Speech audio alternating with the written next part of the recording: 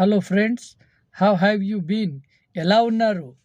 అందరు బాగున్నారా అని కోరుకుంటున్నాను. ఇవాళ టాపిక్ ఏంటంటే మనం డ్రైవింగ్ చేస్తుంటూ ఏ రూల్స్ ఫాలో చేయాలి, ఎట్లాంటి రూల్స్ ఫాలో చేయాలి, రోడ్డు మీద ఎలా డ్రైవింగ్ చేయాలి. సో మనం ఈ వీడియోలోకి చూద్దాం.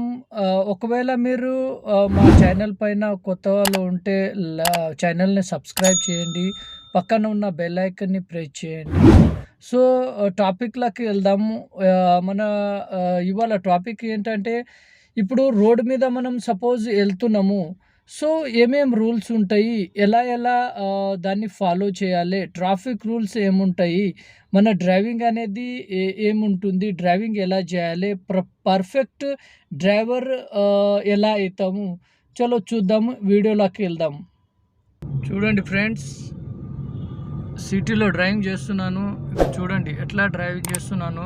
ఇక మన ముందల ఒక ట్రక్ ఉంది. సో చూడండి, బ్రేక్ చేశాను. చూడండి, ఇప్పుడు డిస్టెన్స్ మెయింటైన్ చేయాలి. ఎప్పుడైనా డ్రైవింగ్ చేసేటప్పుడు distance more important in the driving ఫీల్డ్లో ఏం చేయాలంటే మినిమం 50 feet అయినా డిస్టెన్స్ మెయింటైన్ చేయాలి. ఎందుకంటే సిటీలో ఎప్పుడు ఏమయ్యేది తెలియదు, ఎక్కడి నుండి ఎవరు వస్తారో తెలియదు.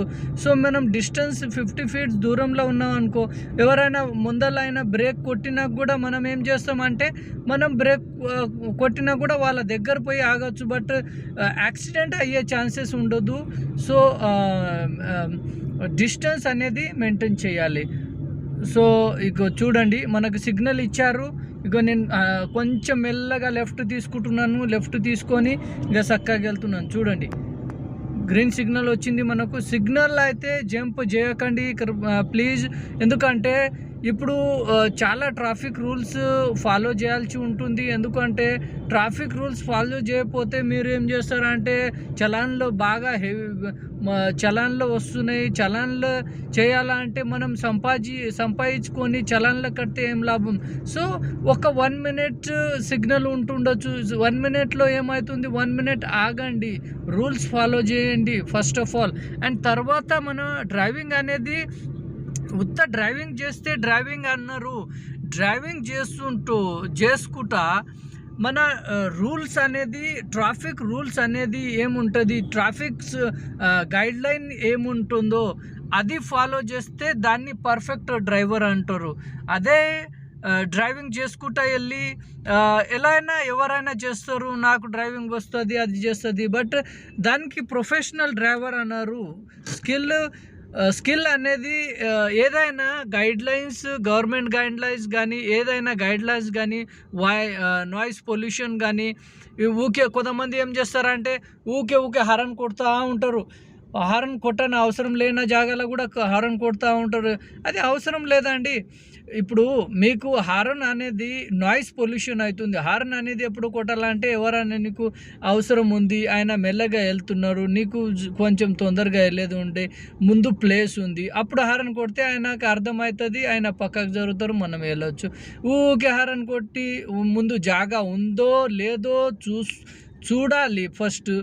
మనం హారన్ కొడుతున్నాం, అవతల మనిషికి ప్లేస్ ఉందా జరగనికి లేదా, తర్వాత మనం హారన్ కొడితే ఆయన జరగచ్చు. ఇప్పుడు హారన్ లేకుండా, ఇప్పుడు జాగా ముందల ఒక డ్రైవింగ్ చేస్తున్నారు, కారు వెళ్తుంది, ఆయనకు ముందు జాగానే లేదు, మీరు హారన్ కొడితే ఎట్లా మరి? ఆయన ఎక్కడ వెళ్ళాలి?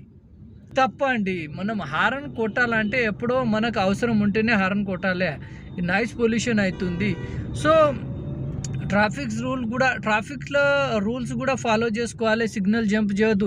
అండ్ ఇంకొకటి, సిగ్నల్ కాడ ఆపేటప్పుడు మనకు జిబ్రా క్రాసింగ్ కన్నా ముందు ఒక వైట్ లైన్ ఉంటుంది. ఆ వైట్ లైన్ కన్నా ముందే వెహికల్ అనేది ఆపాలి. ఎందుకంటే ఆ వైట్ లైన్ ఏం చెప్తుంది అంటే ఇక్కడ ఆగండి అని చెప్తుంది.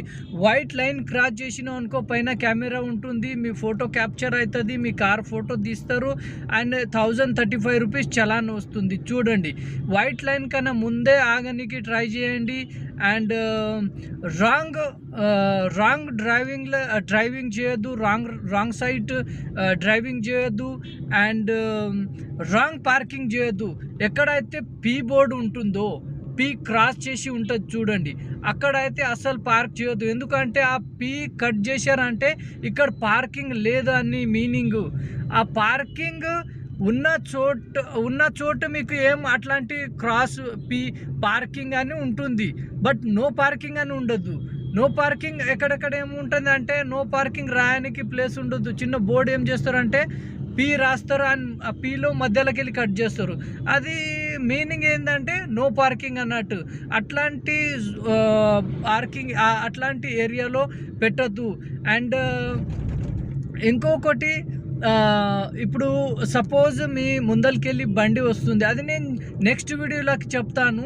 ఒకవేళ మీకు సింగిల్ రోడ్ ఉంది, ముందరికెళ్ళి బండి వస్తుంది, ఇప్పుడు ఒక్కటే బండి క్రాస్ అవుతుంది, తన వస్తుండు, మీరు కూడా వెళ్తున్నారు. సో అలాంటి సిచ్యువేషన్లో ఏం చేయాలి, ఆయనని ఎలా ఆపాలి, ఎలా బండి తీసుకోవాలి, ఇవన్నీ చెప్తాను. సో నెక్స్ట్ వీడియోలకు కలుద్దాం ఫ్రెండ్స్. అప్పటి వరకు see you soon. Thank you. ఒకవేళ మా వీడియో నచ్చితే లైక్ చేయండి, సబ్స్క్రైబ్ చేయండి అండ్ షేర్ చేయండి. సో పక్కన ఉన్న బెల్ ఐకాన్ కూడా హిట్ చేయండి.